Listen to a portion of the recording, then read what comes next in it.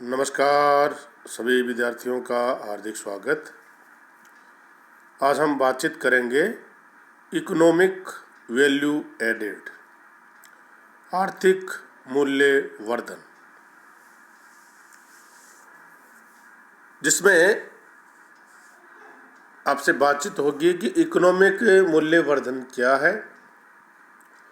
Economic मूल्य वर्धन निर्णय लेने में किस प्रकार से सहायक है और इकोनॉमिक वैल्यू एडेड का कैलकुलेशन किस प्रकार से किया जाता है, इसके बारे में आपसे बातचीत करेंगे। सभी विद्यार्थी पूरा ध्यान से सुनेंगे और इसको समझेंगे, क्योंकि आपके एग्ज़ाम के दृष्टिकोण से बात करें तो बहुत ही महत्वपूर्ण टॉपिक है। और जो विद्यार्थी नेट का एग्ज़ाम दे रहे हैं उनके लिए भी ये टॉपिक महत्वपूर्ण है, क्योंकि वैल्यू एडेड अकाउंटिंग से संबंधित क्वेश्चन नेट में ज़रूर किए जाते हैं। महत्वपूर्ण टॉपिक, इसलिए सभी विद्यार्थी इसको पूरा ध्यान से सुनेंगे। तो शुरू करते हैं। आर्थिक मूल्य वर्धन, इकोनॉमिक वैल्यू एडेड।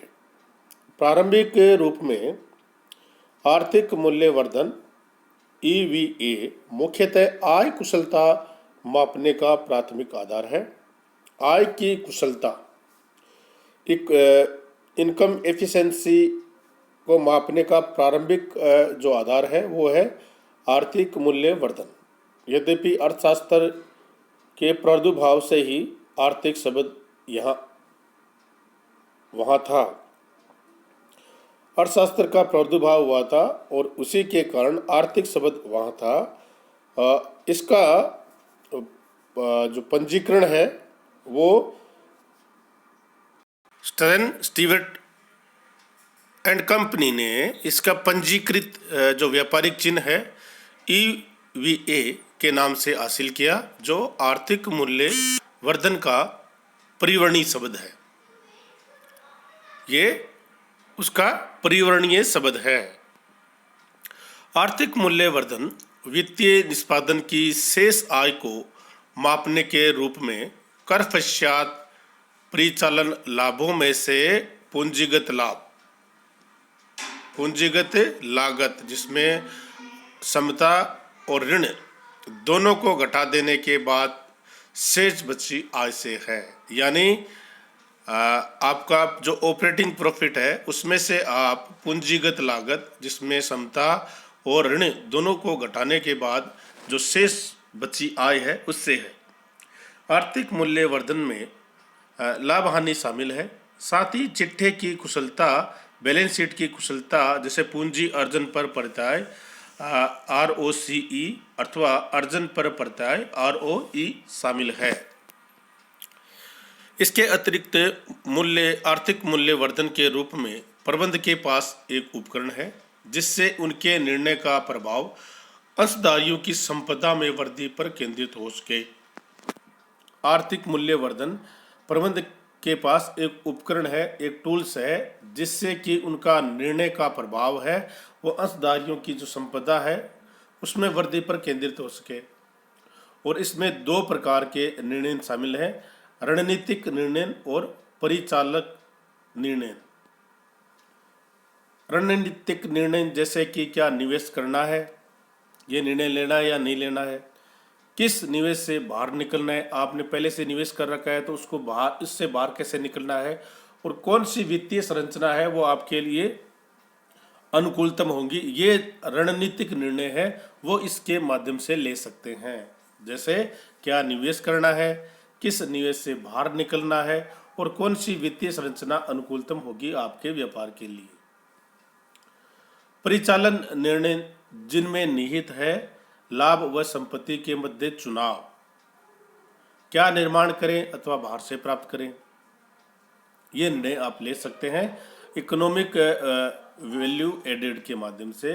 उपकरण की मरम्मत या पुनर्स्थापन, उपकरण जो आपका टूल्स है उसको मरम्मत करवाएं या उसको पुनर्स्थापित करवा दें, उत्पादन कम करें अथवा अधिक करें, ये परिचालन या परिचालक निर्णय है वो इससे लिए जा सकते हैं। लाभ व संपत्ति के मध्य चुनाव, क्या निर्माण करें अथवा बाहर से प्राप्त करें। उपकरण की मरम्मत अथवा पुनर्स्थापन, उत्पादन कम करें अथवा अधिक करें। अंशधारियों के संपदा में वृद्धि की सर्वाधिक महत्वपूर्ण वास्तविक कुंजी आर्थिक मूल्य वर्धन के ढांचे को 4 क्षेत्रों में बांटता है।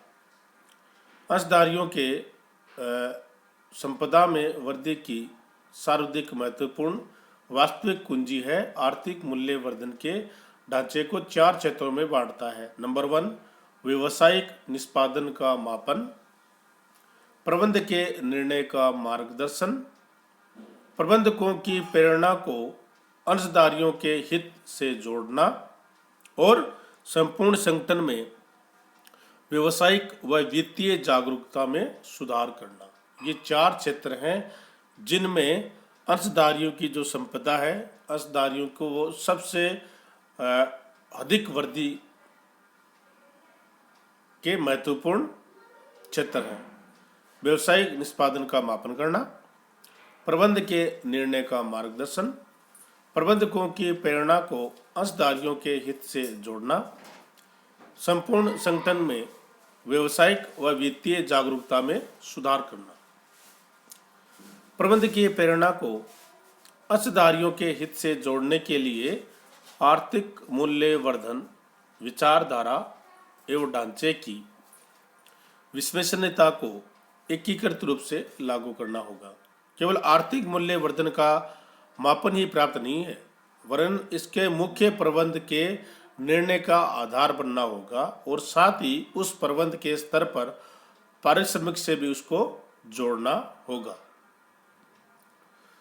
आर्थिक मूल्य वर्धन का अर्थ क्या है कि आर्थिक मूल्य वर्धन परिचालन लाभ से है जो इस संस्था में विनियोजित कुल पूंजी के उचित अवसर लागत के प्रभाव को घटाने के बाद शेष रहता है।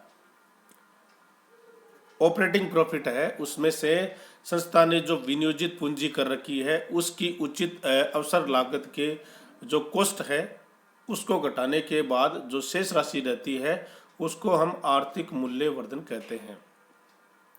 वास्तव में ये आर्थिक लाभ का अनुमान है अथवा ये वह राशि है जिससे कुल अर्जन न्यूनतम प्रत्याशी दर से कम अथवा अधिक हो कि अंशधारियों अथवा निवेशक तुलनात्मक जोखिम प्रतिभूतियों में निवेश से अर्जित कर सके। वास्तव में ये आर्थिक लाभ का अनुमान है अथवा ये वह राशि है जिससे कुल अर्जन न्यूनतम प्रत्याशी दर से कम अथवा अधिक जो अंशधारियों अथवा निवेशक तुलनात्मक जोखिम प्रतिभूतियों में निवेश से अर्जित कर सकें। परंपरागत रूप में कर के बाद लाभ प्रॉफिट आफ्टर टैक्स लाभ या हानि विवरण में अंशधारियों को उपलब्ध लाभों की तरह क्षमता और पूर्व अंशधारियों दोनों के लिए प्रदर्शित किया जाता है। लाभांशों को बनाए रखना लाभों की पर्याप्तता का है या नहीं, आर्थिक मूल्य वर्धन उत्पन्न करने की क्षमता ही केवल लाभों की पर्याप्तता का परीक्षण है। इकोनॉमिक वैल्यू एडेड में उत्पन्न करने की क्षमता ही केवल लाभों की प्राप्तता का परीक्षण है। ये निगम अधिकार का नया मापन है। निगमीय अधिकारी कर्मचारियों, प्रबंधक तथा अंशधारियों के द्वारा आपस में विभाजित किया जाना चाहिए। आर्थिक मूल्य वर्धन के पीछे मूल तथ्य यह है कि अंशधारियों को उनके द्वारा वहन की गई जोखिम की क्षतिपूर्ति के लिए प्रस्ताव प्राप्त कर सके अथवा समता पूंजी पर कम से कम बाजार प्रत्याय के बराबर अर्जन प्राप्त हो सके। आर्थिक मूल्य वर्धन के पीछे मूल तथ्य ये है कि अंशधारियों को उनके द्वारा वहन की गई जोखिम की क्षतिपूर्ति के लिए प्रस्ताव प्राप्त कर सके अथवा समता पूंजी पर कम से कम बाजार के बराबर अर्जन हो सके, आय हो सके। ये हमारा मूल्य वर्धन के पीछे मूल तथ्य है। यदि ऐसा नहीं होता है तो कोई वास्तविक लाभ आपको नहीं होगा तथा अंशधारियों के नजरिए से कंपनी को हानि होगी। अगर आप बाजार से कम लाभ अंशधारियों को, जो समतांशधारी है, उसको देते हैं तो ये वास्तव में लाभ नहीं है और अंशधारियों के नजरिए से ये एक प्रकार से हानि है। यदि आर्थिक मूल्यवर्धन शून्य है तो भी एक पर्याप्त सफलता मानी जाती है, क्योंकि अंशधारियों को जोखिम की क्षतिपूर्ति प्राप्त होती है। अब बात करें computation of economic value added, यानी मूल्यवर्धन की गणना किस प्रकार से करते हैं। आर्थिक मूल्यवर्धन की गणना के लिए हम एक फॉर्मूला यूज करते हैं और वो हमारा फॉर्मूला क्या है। आर्थिक मूल्यवर्धन की गणना कर के बाद के शुद्ध परिचालन लाभ, net profit after tax, net operating profit after tax minus change in capital, पूंजी प्रभाव को घटाने के बाद जो राशि आती है उसको हम इकोनॉमिक वैल्यू एडेड कहते हैं। वापस बोल देता हूँ, आर्थिक मूल्यवर्धन की गणना बराबर कर के बाद शुद्ध परिचालन लाभ, net operating profit after tax minus change in capital यानी पूंजी प्रभार।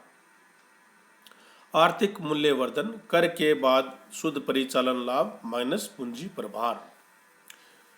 इकोनॉमिक वैल्यू एडेड बराबर net operating profit after tax minus capital की लागत, और EV R into capital minus C into capital, और EV R minus C into capital. ये तीन प्रकार के जो हमारे फॉर्मूले हैं, इसके द्वारा हम आर्थिक मूल्यवर्धन की गणना करते हैं। आर का मीनिंग है प्रत्यय की दर और सी का मीनिंग है पूंजी की लागत। NOPAT किसी कंपनी के परिचालन से उपार्जित लाभ से है, जिसमें वह रोकड़ी कर भुगतान के पश्चात किंतु वित्तीय लाभों और गैर रोकड़ी लेखांकन प्रविष्टियों से पूर्व के लाभों का उपलब्ध कुल संग्रह से है, जो फर्म को पूंजी प्रदाताओं को उनकी रोकड़ परताएं प्रदान करता है। सभी विद्यार्थियों का बहुत बहुत धन्यवाद कि आपने पूरा ध्यान से सुना। Thank you.